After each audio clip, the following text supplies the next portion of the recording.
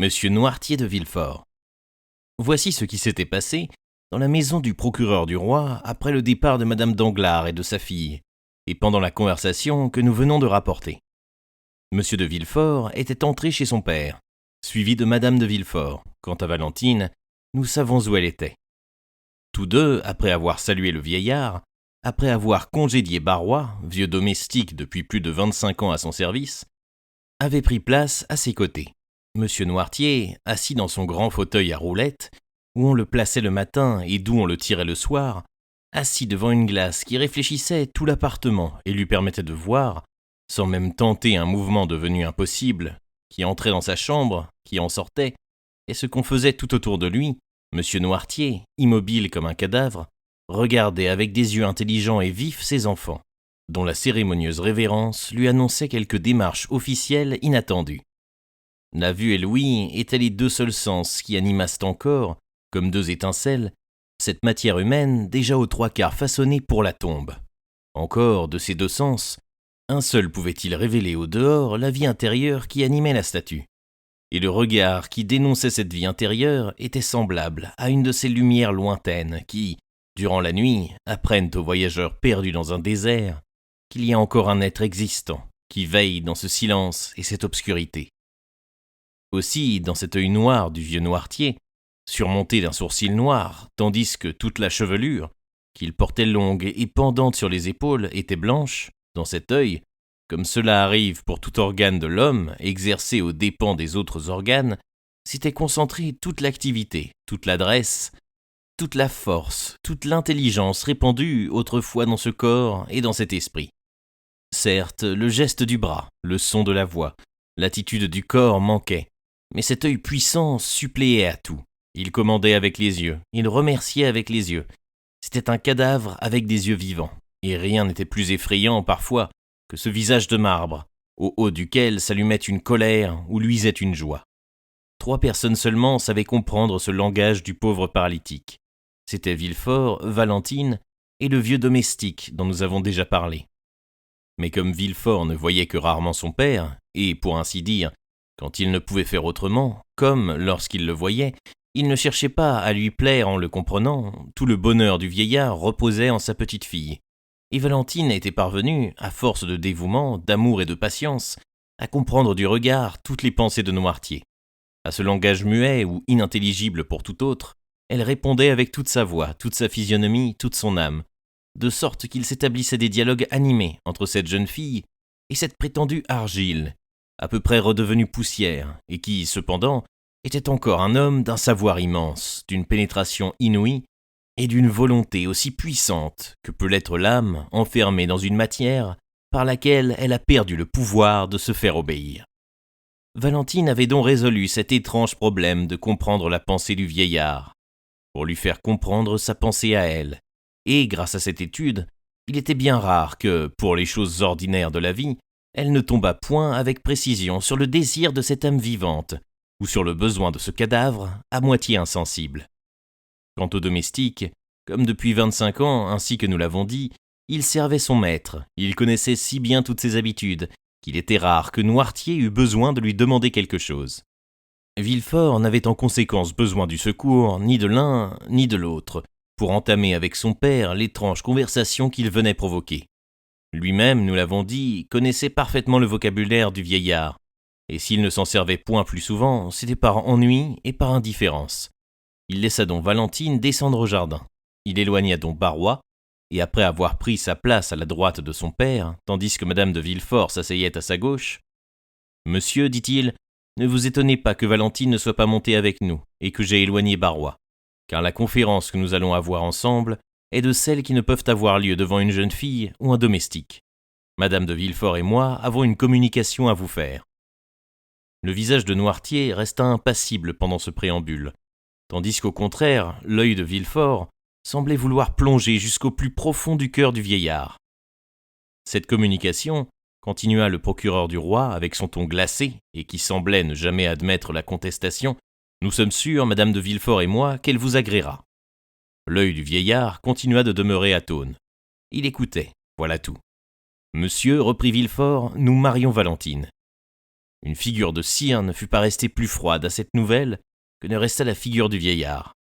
Le mariage aura lieu avant 3 mois, reprit Villefort. L'œil du vieillard continua d'être inanimé. Madame de Villefort prit la parole à son tour, et se hâta d'ajouter « Nous avons pensé que cette nouvelle aurait de l'intérêt pour vous, monsieur. D'ailleurs, Valentine a toujours semblé attirer votre affection. Il nous reste donc à vous dire seulement le nom du jeune homme qui lui est destiné. C'est un des plus honorables partis auxquels Valentine puisse prétendre. Il y a de la fortune, un beau nom, et des garanties parfaites de bonheur dans la conduite et les goûts de celui que nous lui destinons, et dont le nom ne doit pas vous être inconnu. Il s'agit de monsieur Franz de Quesnel, baron d'Épinay. » Villefort, pendant le petit discours de sa femme, attachait sur le vieillard un regard plus attentif que jamais. Lorsque madame de Villefort prononça le nom de Franz, l'œil de Noirtier, que son fils connaissait si bien, frissonna, et les paupières se dilatant, comme eussent pu faire des lèvres pour laisser passer des paroles, laissèrent, elles, passer un éclair.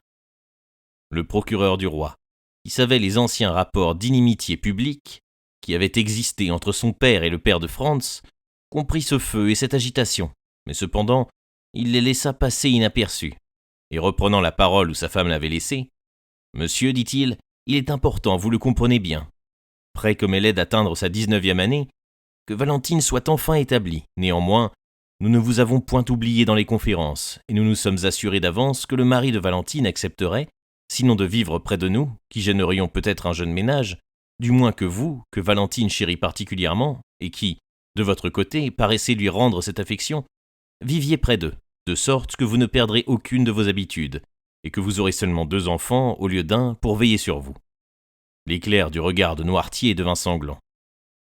Assurément, il se passait quelque chose d'affreux dans l'âme de ce vieillard. Assurément, le cri de la douleur et de la colère montait à sa gorge, et, ne pouvant éclater, l'étouffait, car son visage s'empourpra et ses lèvres devinrent bleues. Villefort ouvrit tranquillement une fenêtre en disant « Il fait bien chaud ici, et cette chaleur fait mal à monsieur Noirtier. » Puis il revint, mais sans se rasseoir. « Ce mariage, ajouta madame de Villefort, plaît à monsieur d'Épinay et à sa famille. D'ailleurs, sa famille se compose seulement d'un oncle et d'une tante. Sa mère étant morte au moment où elle le mettait au monde, et son père ayant été assassiné en 1815, c'est-à-dire quand l'enfant avait 2 ans à peine. Il ne relève donc que de sa propre volonté. » Assassinat mystérieux, dit Villefort, et dont les auteurs sont restés inconnus, quoique le soupçon ait plané sans s'abattre au-dessus de la tête de beaucoup de gens. Noirtier fit un tel effort que ses lèvres se contractèrent comme pour sourire. Or, continua Villefort, les véritables coupables, ceux-là qui savent qu'ils ont commis le crime, ceux-là sur lesquels peut descendre la justice des hommes, pendant leur vie, et la justice de Dieu après la mort, seraient bien heureux d'être à notre place, et d'avoir une fille à offrir à monsieur Franz d'Épinay, pour éteindre jusqu'à l'apparence du soupçon. Noirtier s'était calmé, avec une puissance que l'on n'aurait pas dû attendre de cette organisation brisée. « Oui, je comprends, » répondit-il du regard à Villefort, et ce regard exprimait tout ensemble le dédain profond et la colère intelligente.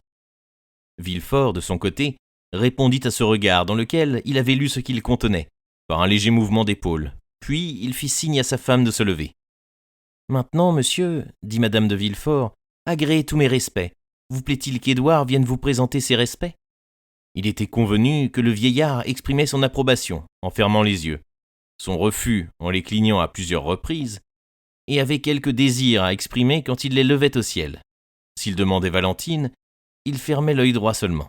S'il demandait Barrois, il fermait l'œil gauche.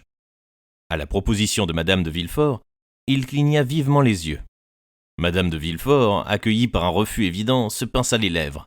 « Je vous enverrai donc Valentine alors, dit-elle. »« Oui, fit le vieillard, en fermant les yeux avec vivacité. » Monsieur et madame de Villefort saluèrent et sortirent, en ordonnant qu'on appelât Valentine, déjà prévenue au reste qu'elle aurait quelque chose à faire dans la journée près de monsieur Noirtier. Derrière eux, Valentine, toute rose encore d'émotion, entra chez le vieillard. Il ne lui fallut qu'un regard pour qu'elle comprît combien souffrait son aïeul et combien de choses il avait à lui dire. « Oh, bon papa, s'écria-t-elle, qu'est-il donc arrivé? On t'a fâché, n'est-ce pas, et tu es en colère ?»« Oui, fit-il en fermant les yeux. »« Contre qui donc? Contre mon père? Non, contre madame de Villefort? Non, contre moi ?» Le vieillard fit signe que oui. « Contre moi ?» reprit Valentine étonnée. Le vieillard renouvela le signe. « Et que t'ai-je donc fait, cher bon papa ?» s'écria Valentine. Pas de réponse, elle continua. Je ne t'ai pas vu de la journée, on t'a donc rapporté quelque chose de moi ? Oui, dit le regard du vieillard avec vivacité. Voyons donc que je cherche, mon Dieu. Je te jure, bon père. Ah, monsieur et madame de Villefort sortent d'ici, n'est-ce pas ? Oui. Et ce sont eux qui t'ont dit ces choses qui te fâchent, qu'est-ce donc ? Veux-tu que j'aille le leur demander, que je puisse m'excuser près de toi ? Non, non, fit le regard. Oh, mais tu m'effraies, qu'est-ce qu'ils ont pu te dire, mon Dieu ? Et elle chercha. Oh, j'y suis, dit-elle, en baissant la voix et en se rapprochant du vieillard. Ils ont parlé de mon mariage, peut-être ? Oui, répliqua le regard courroucé. Je comprends, tu m'en veux de mon silence. Oh, vois-tu, c'est qu'il m'avait bien recommandé de ne t'en rien dire. C'est qu'il ne m'en avait rien dit à moi-même, et que j'avais surpris en quelque sorte ce secret par indiscrétion. Voilà pourquoi j'ai été si réservé avec toi. Pardonne-moi, bon papa Noirtier. Redevenu fixe et atone, le regard sembla répondre. Ce n'est pas seulement ton silence qui m'afflige. Qu'est-ce donc ? Demanda la jeune fille. Tu crois peut-être que je t'abandonnerais, bon père, et que mon mariage me rendrait oublieuse ? Non, dit le vieillard. Ils t'ont dit alors que M. d'Épinay consentait à ce que nous demeurassions ensemble ? Oui. Alors pourquoi es-tu fâché ? Les yeux du vieillard prirent une expression de douceur infinie. Oui, je comprends, dit Valentine, parce que tu m'aimes. Le vieillard fit signe que oui. Et tu as peur que je ne sois malheureuse ? Oui. Tu n'aimes pas Franz ? Les yeux répétèrent 3 ou 4 fois « Non, non, non ». Alors tu as bien du chagrin, bon père ? Oui. Eh bien, écoute, dit Valentine, en se mettant à genoux devant Noirtier et en lui passant ses bras autour du cou. Moi aussi j'ai bien du chagrin, car moi non plus je n'aime pas monsieur Franz d'Épinay. Un éclair de joie passa dans les yeux de l'aïeul. Quand j'ai voulu me retirer au couvent, tu te rappelles bien que tu as été si fort fâché contre moi.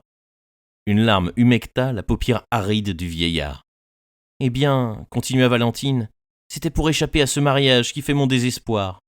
La respiration de Noirtier devint haletante. Alors, ce mariage te fait du chagrin, bon père, mon Dieu. Si tu pouvais m'aider, si nous pouvions à nous deux rompre leur projet. Mais tu es sans force contre eux, toi dont l'esprit cependant est si vif et la volonté si ferme.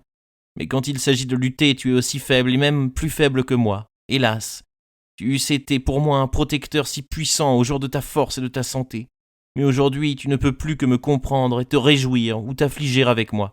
C'est un dernier bonheur que Dieu a oublié de m'enlever avec les autres. Il y eut à ces paroles, dans les yeux de Noirtier, une telle expression de malice et de profondeur que la jeune fille crut y lire ces mots. « Tu te trompes, je puis encore beaucoup pour toi. »« Tu peux quelque chose pour moi, cher bon papa » traduisit Valentine. « Oui. » Noirtier leva les yeux au ciel. C'était le signe convenu entre lui et Valentine lorsqu'il désirait quelque chose. « Que veux-tu, cher père, voyons » Valentine chercha un instant dans son esprit, exprima toutes ses pensées à mesure qu'elles se présentaient à elle, et voyant qu'à tout ce qu'elle pouvait dire, le vieillard répondait constamment non.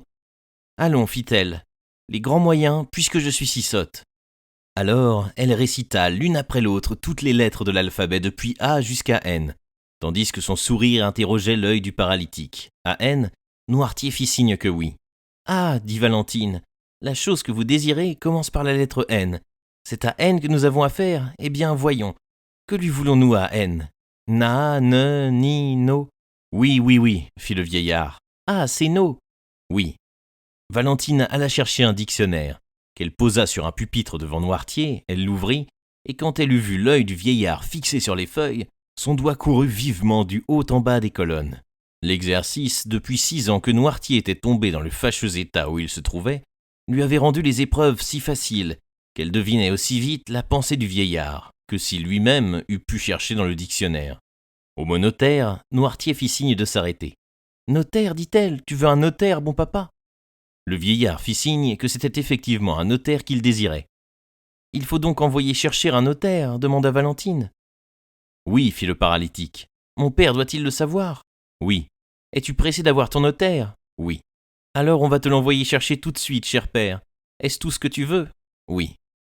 Valentine courut à la sonnette et appela un domestique pour le prier de faire venir monsieur ou madame de Villefort chez le grand-père. « Es-tu content » dit Valentine. « Oui, je le crois bien, hein ? Ce n'était pas facile à trouver, cela. » Et la jeune fille sourit à l'aïeul comme elle eût pu faire à un enfant. Monsieur de Villefort entra, ramené par Barrois. « Que voulez-vous, monsieur » demanda-t-il au paralytique. « Monsieur, dit Valentine, mon grand-père désire un notaire. » À cette demande étrange et surtout inattendue, Monsieur de Villefort échangea un regard avec le paralytique.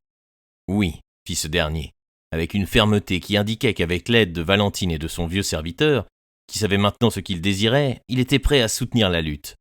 Vous demandez le notaire, répéta Villefort. Oui. Pourquoi faire? Noirtier ne répondit pas. Mais qu'avez-vous besoin d'un notaire? Demanda Villefort.